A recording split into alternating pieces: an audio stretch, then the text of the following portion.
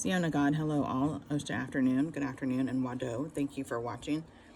This is day 14, Transformation of America, the True Life Story of a CIA Mind Control Slave by Kathy O'Brien with Mark Phillips. Chapter 1, My Introduction to Humanity. So all this now going forward is going to be Kathy O'Brien. Already finished up Mr. Phillips's portion of it.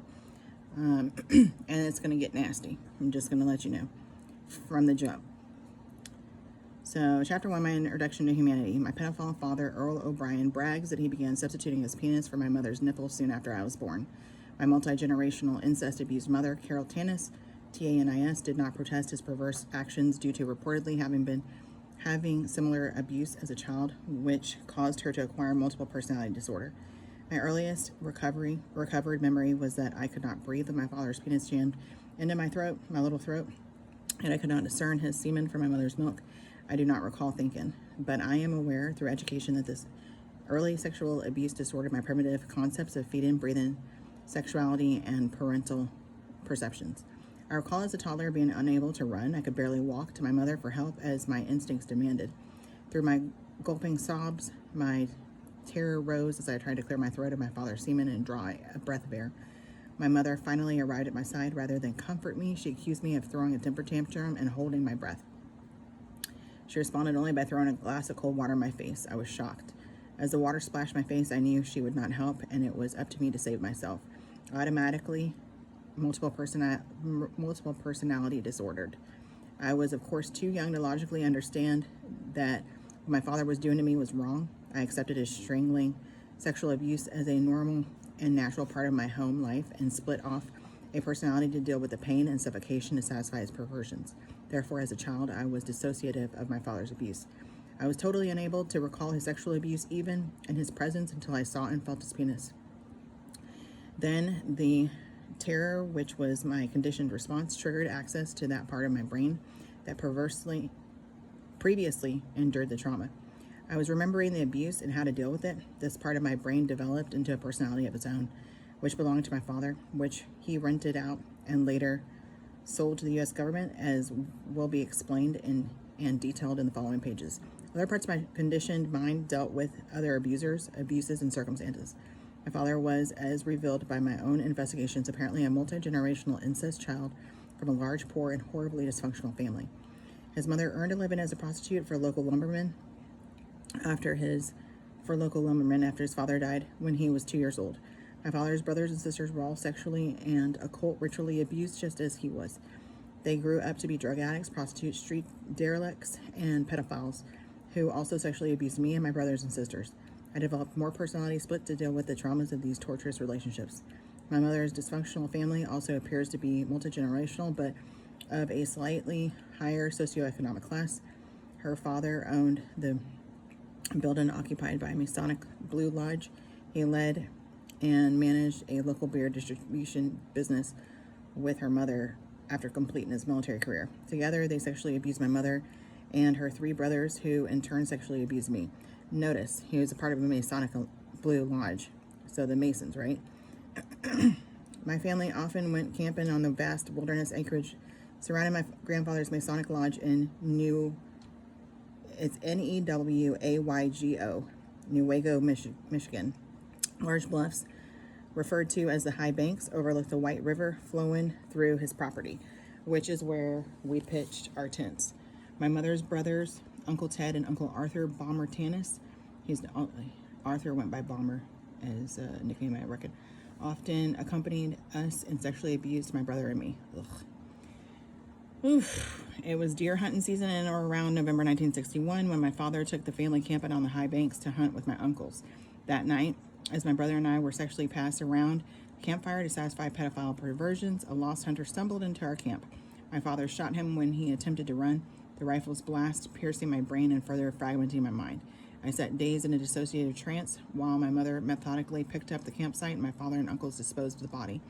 As my father drove away from the crime scene, we were stopped by several hunters who had the road blocked in a desperate attempt to locate their missing companion. They described the man I saw my father kill and said they heard gunshots. Reality intruded on my dissociative trance, and I screamed and cried hysterically until I no longer knew why I was crying. My Uncle Ted soon became a street derelict. Uncle Bomber died a few years later from alcoholism in his early 40s, and my father became more financially and politically connected. My mother's oldest brother, Uncle Bob, was a pilot in the Air Force intelligence and often boasted that he worked for the Vatican. Uncle Bob was also a commercial pornographer, producing kidding porn for the local Michigan Mafia, which looped back to Mafia porn king and U.S. Representative Jerry Ford. Jesus. I split off more personalities just to deal with my Uncle Bob, his friends, and the perverse business he shared with my father. My father's 6th grade education had earned him a job as a worm digger for local sport fishermen. By the time I was 6 years old, however, his pornographic exploitation of my brother Bill and me had provided enough income to move us into a bigger house nestled in the Michigan sand dunes. My father was right at home there. The tourists and drug dealers who littered the eastern shore of Lake Michigan further supplemented his income by paying for perverse sex with us children. My father also became involved in illicit drug sales. Soon after we moved, my father was reportedly caught sending kidding porn through the U.S. mail. It was a bestiality film of me and my Uncle Sam O'Brien's boxer dog, Buster. My Uncle Bob also implicated in manufacturing the porn out of apparent desperation, informed my father of a U.S. government defense intelligence agency top secret project to which he was privy. This was Project Monarch. Project Monarch was a mind control operation which was recruiting multi-generational incest abused children with multiple personality disorder for its genetic mind control studioso. Studieso. Studioso. I was a prime candidate and a chosen one. My father seized the opportunity as it would provide him immunity from prosecution. In the midst of pandemonium that ensued, Jerry Ford arrived at our house with the evidence in hand for a meeting with my father. Is Earl home? He called to my mother, who nervously stood behind the screen door, hesitating to let him in. Not yet, my mother replied, her voice shaken. He should have been home from work by now. I know he's expecting you. That's okay. Ford turned his attention to me. I was standing outside on the front porch, and he crouched down to my level, patting the large brown envelope containing the confiscated porn tucked under his arm. He said, "You like doggies, huh?" "Buster is a nice doggy," I replied. "He's funny." Not understanding why the dog had been whisked away when the porn was confiscated, I complained. "Buster's gone." "Buster's gone?" Ford asked. "Yeah, my Uncle Sam took him away," I told him. Ford laughed loudly at the irony of my statement. In my limited view, I thought he found it humorous that Buster was gone. My father pulled into the driveway. Honking the horn of his new tan convertible, Ford stood up with his fly eye level to me. I noticed his penis was erect and reached for it as conditioned. "Not now, honey," he said. "I have business to tend." Ford went inside with my parents to officially seal my fate. Ugh. Not long after that, my father was flown to Boston for a 2-week course at Harvard on how to raise me for this offshoot of MK Ultra Project Monarch. When he returned from Boston, my father was smiling and pleased with his new knowledge of what he termed reverse psychology. This equates to satanic reversals. This equates to satanic reversals and involves such play on words as puns and phrases that stuck in my mind, like, "You earn your keep and I'll keep what you earn."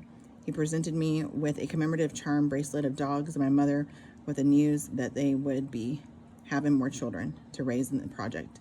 I now have 2 sisters and 4 brothers ranging from the age 16 to 37 that are still under my control. My mother complied with my father's suggestions, mastering the art of language manipulation. For example, when I could not snap my own pajama top to the bottoms in a childish effort to keep my father out of them, I asked my mother, "Please snap me."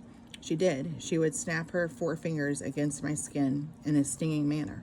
The pain I felt was psychological, as this proved to me, once again, that she had no intention of protecting me from my father's sexual abuse. Also, in keeping with the government-provided instructions, my father began working me like the legendary Cinderella. I shoveled fireplace ashes, hauled and stacked firewood, raked leaves, shoveled snow, chopped ice, and swept, because, my father said, your little hands fit so nicely around the rake, mop, shovel, and broom handles. Ugh. By this time, my father's sexual exploitation of me included prostitution to his friends, local mobsters and masons, relatives, Satanists, strangers, and police officers. When I wasn't being worked to physical exhaustion, filmed, pornographically prostituted, or engaged in incest abuse, I dissociated into books. I had learned to read at the young age of 4 due to my photographic memory, which was a natural result of MPD/DID. Government researchers involved in MK Ultra project knew about the pornographic memory aspect of MPD/DID, of course, as well as other resultant superhuman characteristics. Visual acuity of an MPD/DID is 44 times greater than that of the average person. My developed unusually high pain threshold plus compartmentalization of memory were quote-unquote necessary for military and covert operations applications. Additionally, my sexuality was primitively twisted from infancy.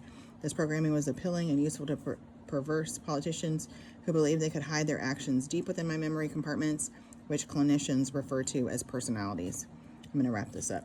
Immediately after my father's return from Boston, I was routinely prostituted to then Michigan State Senator Guy Vanderjagt, Vanderjagt. Vanderjagt later became a U.S. congressman and eventually a chairman of the Republican National Congressional Committee that put George Bush in the office of president. I was prostituted to Vanderjagt after numerous local parades, which he always participated in, at the Mackinac Island political retreat and in my home state of Michigan, among other places. So until tomorrow, done the Gohain Kaki Wina Kashanaske. To meet again, love you, mean it.